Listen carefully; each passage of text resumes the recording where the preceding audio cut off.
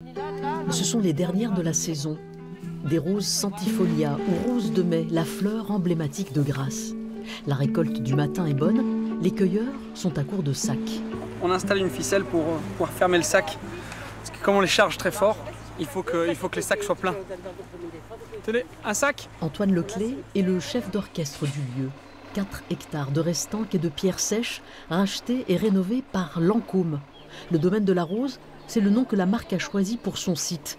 On y cultive d'autres plantes, 12 exactement, 12 variétés, qui sont autant de protection en cas d'agression par un champignon.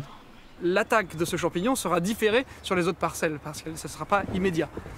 Parce qu'il y a des barrières. Les barrières, elles sont créées par ces immortels, par les verveines qui sont derrière vous, par les oliviers, par toutes les cultures que vous pourrez retrouver sur le domaine. Une protection naturelle, bio, respectueuse du terroir et du savoir-faire grassois en matière de plantes à parfum. Le Made in Grasse a toujours attiré les grands noms de la parfumerie. L'inscription en 2018 au patrimoine culturel immatériel de l'UNESCO et l'obtention un peu plus tard d'une indication géographique ont accentué le phénomène. Dior, Chanel ont des contrats d'exclusivité avec des producteurs locaux. Lancôme a voulu exploiter son propre domaine. 10 000 pieds de rosiers fourniront de l'absolu qui servira à la production de 2 parfums de la marque. Avant tout, nous sommes un site agricole et un site horticole biologique. Donc tout ce que vous voyez ici, c'est vraiment de la culture de la plante à parfum, essentiellement de la rose, mais de l'iris, du jasmin et de l'osmanthus. Et tout servira pour nos produits. Donc ce n'est pas seulement une vitrine de communication, c'est un vrai site de production pour la marque.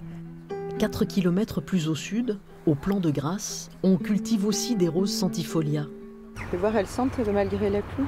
Mais cette parcelle est d'abord une terre de jasmin, celle de Pierre Chiarla. Il y a 4 ans, Martine Micallef l'a convaincu de transformer le domaine familial en champ de fleurs à parfum.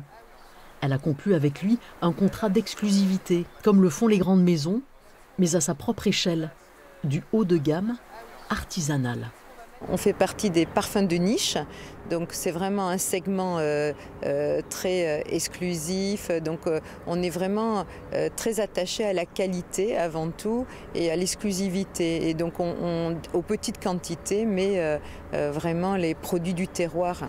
La créatrice veut suivre la fabrication, de la terre au parfum, de la fleur au flacon qu'elle dessine elle-même. C'est ainsi que la maison entend se démarquer. À l'heure où le label Grasse aiguise bien les appétits, ici, tout est fait à la main. Embouteillage, sertissage, mise du parfum en cage. Beaucoup de grandes marques qui sont plutôt de l'industrie de la parfumerie désirent aussi avoir leur champ de fleurs. Maintenant, y a-t-il suffisamment de terrain à disposition pour pouvoir vraiment revendiquer ce Made in Grasse? Ça, c'est à voir. La mairie a déjà sanctuarisé 80 hectares de terrain réservés à la culture de la plante à parfum. Pas sûr que ça suffise à combler tous ceux qui voudraient mettre Grasse en bouteille.